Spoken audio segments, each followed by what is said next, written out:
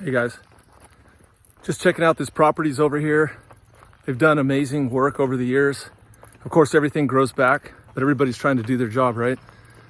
But anyways, I just want to show you this property over here and show you the contrast between a managed property and an unmanaged property. So here, we've got beautiful, healthy ponderosa pines mixed in with Douglas fir and California black oak. And the windstorms we had a couple days ago blew the top out of that one. We had up to 70-mile-an-hour gusts here or something like that. It was crazy. Yeah, it was up to 70-mile-an-hour gusts. But anyways, I just want to show you the contrast between a property that's well managed. And right here you have a black oak that hasn't leafed out yet. This is the early spring. This is early April. And then also right over here you've got some sequoias, Sequoia giganteums, which although they're native to California, they're not native to this area of California. And they planted them too close together. Some of those need to be taken out, probably about half of them.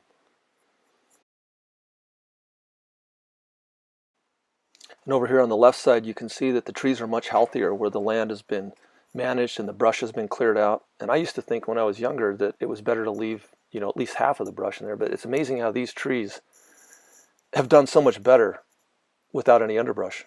And I also want to state that this is not irrigated. They do not irrigate. They don't use sprinkler systems or anything. Well, this place was left natural and untouched, and it's turned into a wasteland. Nobody did anything with this property for many years. They didn't have the funds. It's not really being used for anything, except for it's just land, vacant land. And I videoed this before, and this was all full of trees, and this used to all be green. And about 3 years ago, these all just, boom, they just started browning out. And there was 1 year, it was actually about 2 years ago, where they just browned out. And the browning out was really impressive. It was just really stark, and I didn't take any footage of that. I didn't video any of that because I was so busy that time of year. I wasn't even thinking about making a video about it. But in the foreground here where all the dirt is, that was just full of hundreds of trees, and they have cut them down over the last couple of years and burned them in big, massive burn piles. And all that stuff back up in there is what's left over, which is about half of the trees. And there's still a lot more to cut down, as you can see. The contrast is stark between this property and this property. So one of the main reasons I was making this video is to just show the fallacy in the popular philosophy that people shouldn't live in the forest and people shouldn't live out in nature. Because here you have an example of a total fire hazard. You should have seen it before this was all cleared out. The foreground here was full of hundreds of dead trees that were all browned out. A total, complete fire hazard. Not really beneficial for the environment, not beneficial for the rest of the forest around here. And then when you look over here to the left, this property's been managed and it's much more healthy.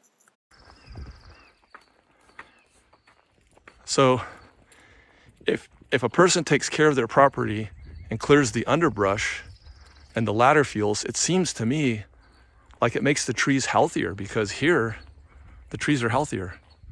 And this property here, I worked on it 30 years ago. I was one of the first ones to clear brush out of it. It was all full of poison oak and blackberry vines, and I cleared a lot of it. And I want to state again for the second time that that area is not irrigated. That's just natural rainfall in there. I cleared a lot of this like over 30 years ago for the original property owners. This is California. This is Napa County. Napa County, California, at about 1,800 foot elevation. And North Bay area, Northern California.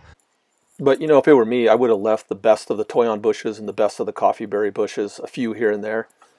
But it is interesting how with all the brush cleared out, those trees that he left, which he's got 7 native species of trees to this area that are in there, those trees are the healthiest stand of trees in the whole neighborhood. And it's not irrigated. And then over here on the other side of the street, you've got a totally unmanaged piece of property where the trees are starting to get really sickly. There's a lot of deadfall everywhere. The trees are highly stressed. They're too close together. And it's a really big fire hazard as well. There's also a lot of non-native weeds that have come in. Yeah, and over here on the left, over the years, we burned a lot of brush. And wood ash is known to help with nitrogen uptake of the soil, and it also improves the cation exchange, the CEC, which improves the uptake of other trace minerals, including potassium and calcium and magnesium. Overall, it's really beneficial. Well, from my limited understanding of soil science, cation exchange capacity has to do with the capacity of the soil to absorb positively charged ions. And the ones it mostly attracts for nutrient uptake for plants is magnesium, potassium, sodium, and calcium is the number one. And burning the ground and burning brush, the ashes actually improve the CEC, the cation exchange capacity. That's what I understand. There's a whole science to it. You can research it online. It's deeper than I can expound on here. Yeah, and I just wanted to show the contrast. They used heavy equipment to clear that lot in there of all the dead trees. There was about, at least 50 to 100. And part of the problem why those trees died, also they were too close together. Plus we had an 11-year drought, which stressed the trees out. But the trees on the left side, they're just so healthy, and the contrast is so stark. It just shows that I think clearing out the brush, it does something, when you work the land by hand, and it looks really beautiful too.